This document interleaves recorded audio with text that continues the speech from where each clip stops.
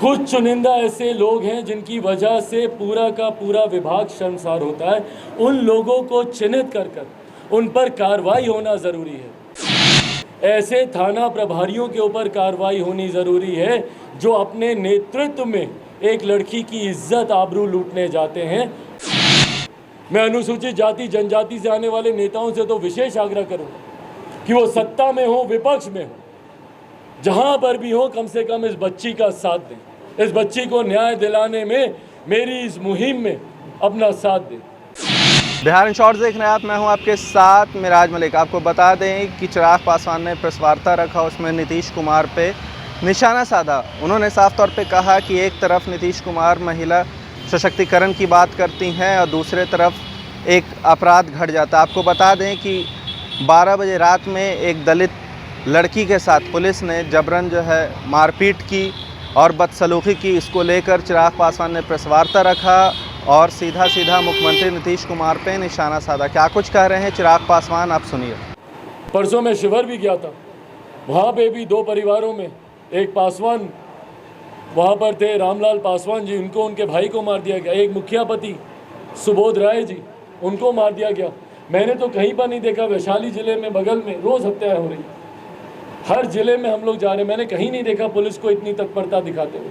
पर जिस तत्परता से उस बच्ची के घर में ये लोग घुसे, मुझे कारण बताए ना कि क्यों, ऐसी कौन सी आतंकी थी ये, कौन से अपराध में सम्मिलित थी, या किसका मर्डर इसने किया था कि रात के 12 बजे बिना किसी सर्च वारंट के, बिना किसी अरेस्ट वारंट के, और सबसे बड़ी बात बिना किसी महिला पुलिसकर्मी के आप एक महिला के घर में पहुंचते हैं। तो ये अपने में दर्शाता है भैया कि किस तरीके से भ्रष्टाचार में लिप्त है प्रशासन, दबंगियों के प्रभाव में है। दबंग जो कहेंगे वो किया जाएगा। इसीलिए साथियों, आज आपके माध्यम से कम मैं आग्रह करूंगा, सरकार गूंगी बहरी हो चुकी है, पर कम से कम मैं नहीं देख सकता कि हमारे प्रदेश की बहू बेटियों के साथ ऐसा। और अगर उसके पीछे कहीं ये सोच है कि ये अनुसूचित जाति जनजाति पिछड़ा वर्ग से आने वाले लोग हैं, कौन सुनेगा इनकी? तो कान खोल के सुन ले ऐसे लोग जो ये सोच रखते हैं कि अनुसूचित जाति जनजाति की सुनवाई करने वाला कोई नहीं है, उनकी बात को उठाने वाला कोई नहीं। जब तक चिराग पासवान जिंदा है, मैं इन घटनाओं के विरोध में निरंतर आवाज़ उठाता रहूंगा और सुनिश्चित करूंगा कि इन परिवारों को कम से कम न्याय मिले, और कम से कम ये परंपरा ना स्थापित हो कि कोई भी आए कुछ भी करके चला जाए और उसके बाद लोग हाथ पे हाथ धरे बैठे रहे। मैंने लिखित तौर पर भी आप सब साथियों के सामने भी मैं इसकी प्रतिलिपि दे रहा हूँ। महोत्सव में हम लोग उनके राष्ट्रपति बनने का हम लोग उत्सव भी मना रहे हैं। 75 सालों में पहली बार एक आदिवासी महिला, लोक जनशक्ति पार्टी रामविलास ने सबसे पहले तमाम विरोधों को दरकिनार करते हुए, एनडीए से हमारे संबंध हैं नहीं हैं, सारी चीज़ों को एक तरफ रखते हुए तुरंत हम लोगों ने समर्थन दिया था। क्यों? क्योंकि वो आदिवासी समुदाय से आती। मां महिम से मुझे उम्मीद है कि कम से कम वो इसका संज्ञान लेंगी। उनके तो संज्ञान में मैंने दिया ही है, मेरे प्रदेश के मुख्यमंत्री, और उनको सिर्फ एक मुख्यमंत्री की हैसियत से ही नहीं, गृह मंत्री की हैसियत से भी उनको भी मैंने लिखित तौर पर इस घटना की जानकारी दी है।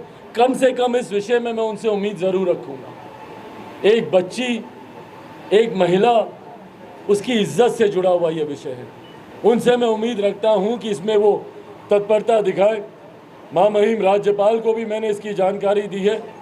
नीडलेस टू से यहाँ के डीजीपी महोदय और गृह सचिव और एसपी साहब को भी मैंने इसकी प्रतिलिपि दी है। पर साथ ही में इसकी प्रतिलिपि मैंने मानव अधिकार आयोग में भी मैंने दी है, महिला आयोग को भी मैंने इसकी जानकारी दी है, राष्ट्रीय बिहार दोनों स्तर पर, और साथ ही में अनुसूचित जाति जनजाति आयोग को भी दी है। इस तरीके के प्रेसिडेंट्स को सेट होने नहीं दिया जा सकता है। ये कोई छोटी घटना नहीं है भाई, इतिहास गवा रहा है। इन्हीं घटनाओं ने बड़ी बड़ी और घटनाओं को अंजाम दिया है। फूलन देवी को हम लोग भूले नहीं हैं, किस तरीके से उन्हें नग्न कर कर पूरे गांव में घुमाया गया था। आप उनके ऊपर इल्ज़ाम लगाए जाते हैं, लोगों को मारा, बंदूक उठा ली, डकैत बन गई। कारण क्या था भैया? नक्सली लोग बनते हैं, कारण क्या था? क्यों बनते हैं? जब ज्वालामुखी फटता है, ज्वालामुखी भी इसीलिए फटता है, ज़मीन के नीचे जो गर्म पदार्थ होते हैं, जब आप उसको निकलने का मौका नहीं देते तभी ये विस्फोट होता है। और अगर इसी तरीके से इन मामलों की लीपापोती होती रही, इन मामलों को दबा के रखा गया, तो ऐसे ही ज्वालामुखी फटेंगे। कि समाज में ये भाव, या महिलाओं में, मैं जाति की बात से ज़्यादा जमात की बात मैं करूँगा, महिलाओं में अगर इस बात का भय बैठ जाएगा कि भैया ये हमारे रक्षक नहीं, हमारे भक्षक हैं, ये हमारी इज्जत बचाने वाले नहीं, हमारी इज्जत लूटने वाले हैं, और शर्मसार होता है पूरा विभाग मुट्ठी भर लोगों की वजह से।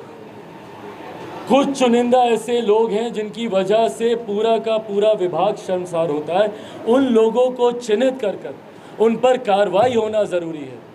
ऐसे थाना प्रभारियों के ऊपर कार्रवाई होनी ज़रूरी है जो अपने नेतृत्व में एक लड़की की इज्जत आबरू लूटने जाते हैं, उन पे कार्रवाई होना ज़रूरी है।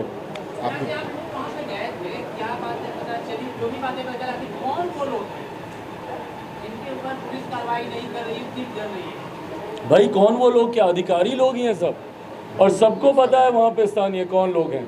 पुलिस वहाँ पर बाकायदा फोर्स लेकर ये लोग वहाँ पर पहुँचे, 18-20 लोग पुलिस विभाग के ही वर्दीधारी, जूते बूट पहने हुए सब लोग पहुँचे हैं, और सबकी जानकारी में है वहाँ पर स्थानीय प्रशासन को जानकारी है कि किसके नेतृत्व में ये लोग गए, कितने लोग गए, क्या क्या इन्होंने किया, और मीडिया के साथियों के बीच में तो ये जानकारी साझा वहाँ पर की ही जा चुकी है।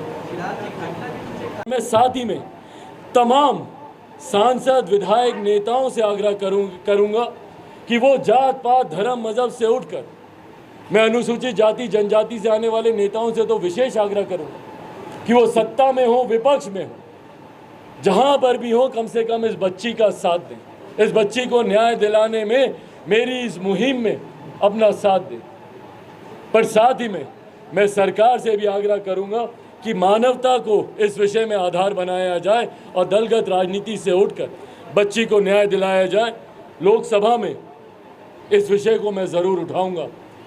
संघीय ढांचे में कानून व्यवस्था पूरी तरीके से राज्य सरकार के अधिकार क्षेत्र में आती है, इसीलिए संसद में कई बार, पिछली बार भी जब ऐसे ही एक दुल्हन के कमरे में जब पुलिस घुस गई थी, उस वक्त भी मैंने पार्लियामेंट में इस विषय को उठाया था। मैं समझता हूँ कि पार्लियामेंट में इस बात को नहीं उठाने की अनुमति दी जाती क्योंकि लॉ एंड ऑर्डर स्टेट का इशू होता है, पर यह एक ऐसा विषय है जो कि पूरे देश की न सिर्फ अनुसूचित जाति जनजाति से आने वाली महिला बल्कि आधी आबादी की इज्जत से जुड़ा हुआ ये विषय है। पार्लियामेंट में मैं उठाऊंगा और राज्य सरकार से मैं कम से कम उम्मीद करता हूँ, राज्य सरकार से मैं ये आग्रह करता हूँ कि एक अलग से SIT गठित की जाए, एक स्पेशल इन्वेस्टिगेटिंग टीम इसके लिए ऑर्गेनाइज की जाए जो इस मामले की जांच करे। भाई जिनको जांच की जिम्मेदारी देनी है, जांच भी उन्हीं पे होनी है। मैं उन थाना अधिकारियों की बात कर रहा हूँ जो वहाँ पर हैं, तो इसीलिए उन पे भरोसा नहीं है। बच्ची को आज मैंने पटना बुलाया है, बच्ची यहीं पे ही है, घर पे ही है, शारीरिक हालत उसकी ठीक नहीं है, उसके इलाज की जिम्मेदारी मैंने ली है। साथ ही में कानूनी उसकी जितनी मदद हो सके उसकी जिम्मेदारी भी हम लोगों ने ली है। आज सुबह भी कई कानून के जानकार थे जिसके साथ पूरी टीम बैठी थी, हम लोग उस पर भी हम लोग चर्चा कर रहे हैं। और साथ ही में बच्ची कम से कम मानसिक तौर पर इस घटना से उभर पाए। शारीरिक जख्म तो फिर भी कभी ना कभी भर जाएंगे, पर ये मानसिक जख्म जो आपको मिलते हैं ये उम्र भर आपको कौंधते हैं, उम्र भर आपको परेशान करते हैं। मैं बस इतना चाहता हूं कि उस बच्ची को न्याय मिले, उसके लिए मुझसे हर संभव प्रयास साझा करने के उद्देश्य से ये प्रेस वार्ता रखी गई है। सतीश बाबू को बैठाइए ना, भैया आइए, सतीश बाबू को बैठाइए। आज एक तरफ जहां देश की महामहिम राष्ट्रपति पद को सुशोभित करने वाली महिला अनुसूचित जनजाति वर्ग से आती हैं। एक आदिवासी पृष्ठभूमि से आने वाली महिला हमारे देश के सर्वोच्च पद को सुशोभित करने वाली हैं। तो वहीं ठीक दूसरी तरफ बिहार प्रदेश में एक अनुसूचित जाति से आने वाली बच्ची के साथ जिस तरीके से दुष्कर्म किया गया है, मुझे लगता है मानवता की सारी सीमाओं को पार कर दुष्कर्म की सारी हदों को पार कर इतिहास में सबसे घृणित घटनाओं में से एक इस घटना का जिक्र हो। मैं जिक्र कर रहा हूँ कौवा कौल थाने के अंतर्गत सरौनी गांव एक है, ये नवादा ज़िले की मैं बात कर रहा हूँ। और कल हम लोग गए भी थे इस गांव में, हम लोग गए, बच्ची से हम लोगों ने मुलाकात की। घटना ये 17 तारीख की है, इसी महीने 17 तारीख की ये घटना है। रात में लगभग 11:45 बजे के आसपास दिन में कुछ बच्चों के खेलने में विवाद हुआ होगा। वो विवाद क्या है वो महत्वपूर्ण नहीं है, पर उस विवाद को आधार बनाकर, उसको बहाना बनाकर जिस तरीके से रात में 11:45 बजे पुलिस वर्दीधारी, अब वो पुलिस, तो आपने साफ तौर पे सुना, चिराग पासवान का साफ तौर पे कहना था कि 12 बजे रात में जो है पुलिस घुसती है, उसके बाद जो है उस लड़की के साथ बदसलूकी करती है, मारपीट करती है। उसके बाद मुख्यमंत्री नीतीश कुमार इस पे कुछ बोलना भी सही नहीं समझते हैं। एक तरफ बात करते हैं महिला सशक्तिकरण की और दूसरी तरफ ये अपराध घटता रहता है। इसी तरह की तमाम बड़ी खबरों के साथ आप हमारे साथ जुड़े रहें। तब तक के लिए आपका बहुत बहुत धन्यवाद।